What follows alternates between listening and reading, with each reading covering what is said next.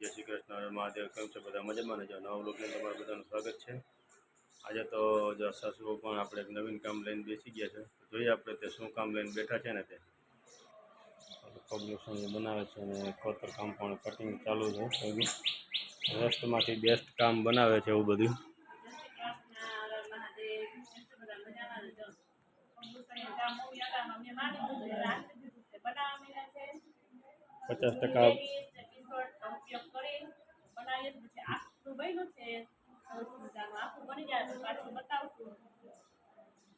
50% કામ પૂરું થઈ ગયું, 50% બાકી છે. વેસ્ટમાંથી બેસ્ટ જે આ ગાભા નીકળતા હોય તે લઈ આવવાના અને બનાવવાના.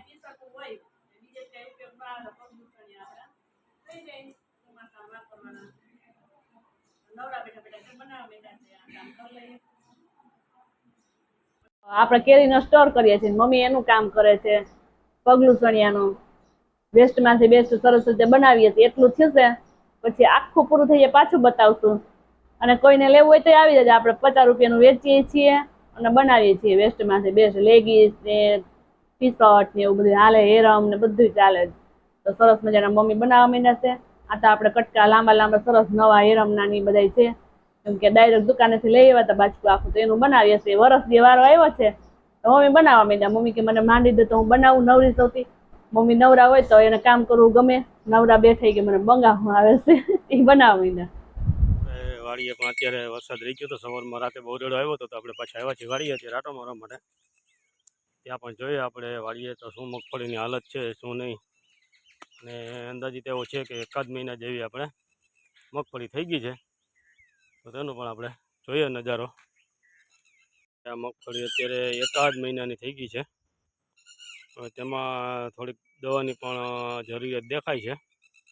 દવા પણ આપણે લઈ આવ્યા છીએ. આપણામાં શું છે કે ઓર્ગેનિક જ દવા છાંટીએ છીએ, તો ઓર્ગેનિક દવા પણ આપણા માટે આવી ગઈ છે ઘરે. હવે છાંટવાનું તો થોડુંક ખરાબ થાય અને હલાય ચલાય એવું થાય. પણ અત્યારે શું છે કે આમાં જઈએ તો વરસાદ થઈ ગયો છે, તો શું છે કે ગારો છે બહુ, તો દવા છાંટવાનું તો આગળ રહેવા દીધું છે.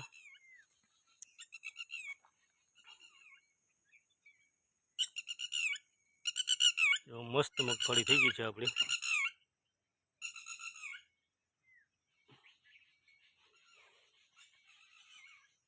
વચ્ચે આપણે મૂક્યું છે તેમાં આપણે તો તુવેર વાવવાની છે. નજારો પણ જો અત્યારે વાતાવરણ એકદમ ક્લીન થઈ ગયું છે, તો નજારો પણ બહુ મસ્ત દેખાય છે અને મજા જ આવે રાખે કે વાડી આપણે બેઠા જ રહીએ એવું થાય છે.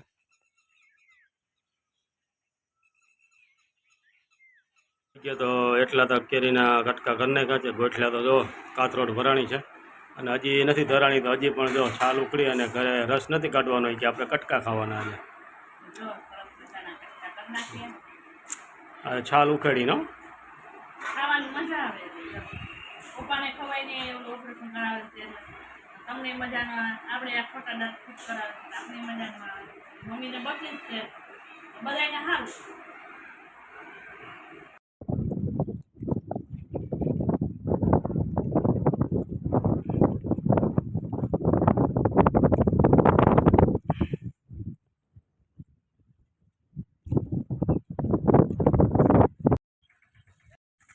ચાલો, જો આપણે અત્યારે તો વાડી આવી ગયા છીએ.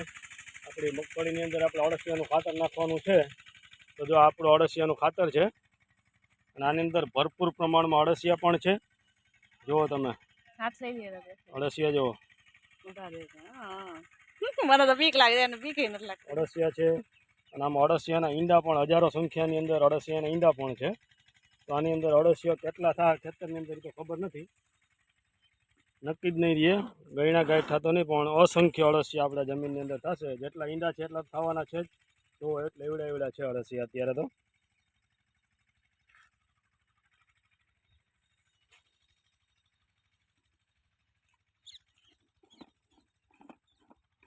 જુઓ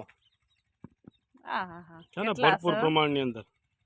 આ બધા તો જે અંદર ઈંડા, તો આની અંદર અસંખ્ય ઈંડા છે અને આપણા ખેતરની અંદર આપણે નાખવાના છે. તો ચાલો આપણે ખેતરની અંદર નાખી દઈએ, અળસિયા ઉડાડી દઈએ. ચાલો, એ લઈને જઈશે, આપણે પાછળ પાછળ એલા જઈશી.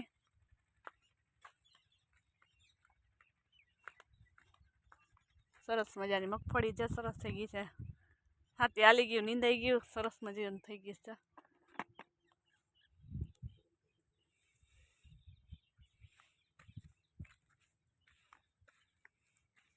આમાં નથી નીંદવું હજી તો, એવું છે? હું તો કોને નીંદાઈ ગયો. બાકી છે નીંદવાનું, તો નીંદવાનું ઓલા ભાગમાં નીંદાઈ ગયો. તોય ખડ નથી આમાં જો. ચાલો એ નાખે તો હવે જો.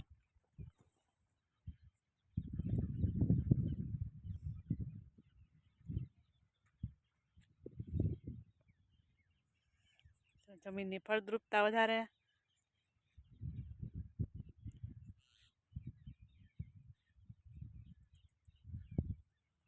નજારો એકદમ મસ્ત મજાનો આવે છે, લીલોછમ.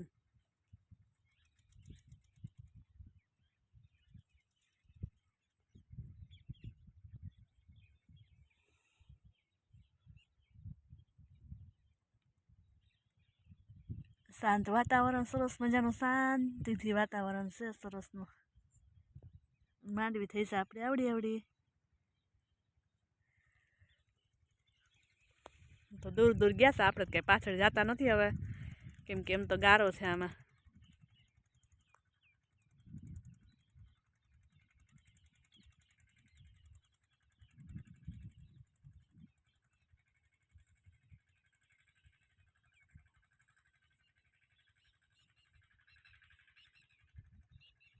તો એને નખાઈ ગયો અને હવે ઈ આવે છે.